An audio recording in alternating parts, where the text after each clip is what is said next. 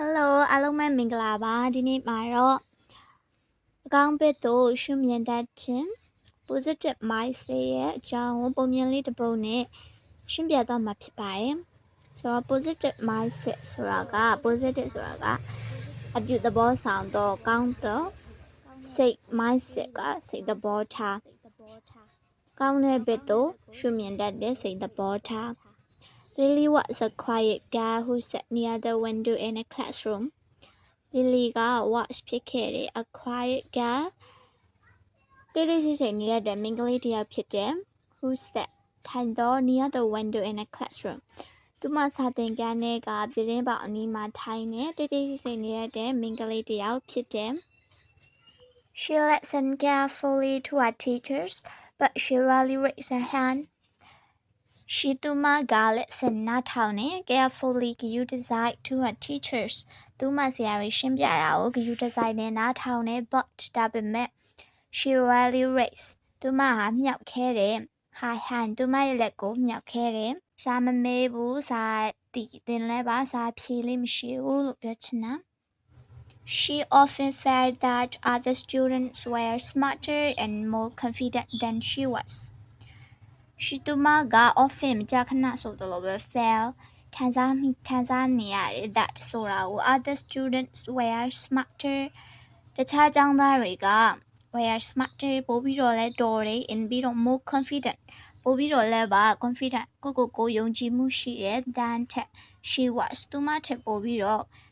တော်တယ်ကိုယုံကြည်မှုရှိတယ်လို့ပဲမကြာခဏဆိုသလိုပဲခံစားခဲ့ရတယ် One day the class received.The exam results and Lily had scored much lower than she expected. One day, တနေ့မှာတော့ the class အတန်းမှာ receipt လက်ခံရရှိခဲ့တယ် the exam result ကရလဒ် the exam result ဆိုစာမေးပွဲရလဒ်ကိုလက်ခံရရှိခဲ့တယ် and ပြီးတော့ Lily had scored Lily ကအမှတ်ရခဲ့တယ် score ကအမှတ်ရတယ် much lower ပိုပြီးတော့နည်းနည်းပဲ lower ကပိုပြီးတော့နည်းတာ much ဆိုတော့ပိုပြီးတော့နည်းနည်း than ထက် she expected ကမျှော်မှန်းထားတာထက်ပိုပြီးတော့နည်းနည်းပဲအမှတ်ရခဲ့တယ် She felt disappointed and embarrassed သူမက felt ကခံစားခဲ့ရ disappointed ကစိတ်ပျက်အာရုံတော့ in ပြီးတော့စိတ်ပျက်အာရုံပြီးတော့မှ in ပြီးတော့ embarrassed ကရှေ့ရွံ့တော့သူမကစိတ်ပျက်အာရုံမှုတွေခံစားခဲ့ရပြီးတော့ရှေ့ရွံ့ခဲ့တယ်But after a moment, she changed her negative mood into positive one. But ဒါပေမဲ့ after a moment, အဲ့လိုတွေးပြီးရှေ့မှုခံစားခဲ့ရပြီးခဏမှာပဲနောက်ပိုင်းမှာပဲ she changed her negative mood. သူမရဲ့မကောင်းတဲ့အတွေးတွေကို mood ကစိတ်ခံစားချက်တွေကို change ပြောင်းလဲလိုက်တယ် into she ကို positive one ကောင်းတဲ့အတွေးဘက်ကိုပြောင်းလဲလိုက်တယ်Saying herself, I didn't do it well this time, but next time I must succeed. Saying herself ကသူမကိုသူမ saying ပြောလေရဲ့ I didn't do it well this time. ငါဒီတစ်ခေါက်မှာတော့ကောင်းမလုပ်ခဲ့ဘူး but ဒါပေမဲ့ next time နောက်တစ်ခေါက်မှာတော့ I must succeed. ငါအောင်မြင်ရမယ်လို့သူမကိုသူမပြောလိုက်တယ်From that day on, she studied harder and tried not to be afraid to ask the question. From that day on, အဲ့ဒီနေ့ကနေစပြီးတော့မှ that day ဆိုတော့ထိုနေ့ကနေ on စပြီးတော့ from မှဆိုတော့ she studied harder ကပိုပြီးပြင်းထန် study လေ့လာခဲ့တယ် in ပြီးတော့ try ကြိုးစားခဲ့တယ် not to be afraid ကြောက်ရွံ့မကြောက်အောင်လို့ကြိုးစားရတယ်ဘာမကြောက်အောင်လဲဆိုတော့ to ask မေးရန် the question မသိနားမလဲတဲ့မေးခွန်းတွေကိုပေးဖို့ဟာကိုမကြောက်ဖို့ကြိုးစားတယ်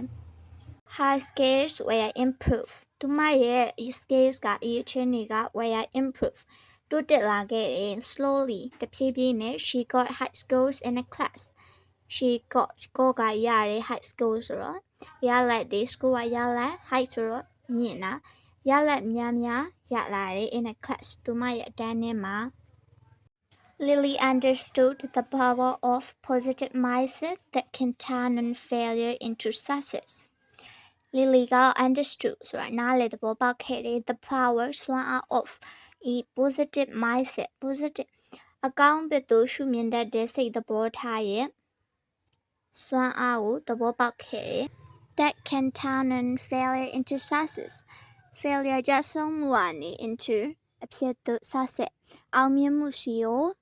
ပြောင်းလဲသွားစေနိုင်တဲ့ positive mindset ရဲ့စွမ်းအားကိုသဘောပေါက်ခဲ့တယ် and she got more confident and did not afraid to be failed because she had known positive mindset can change her world into better one and ပြီးတော့ she got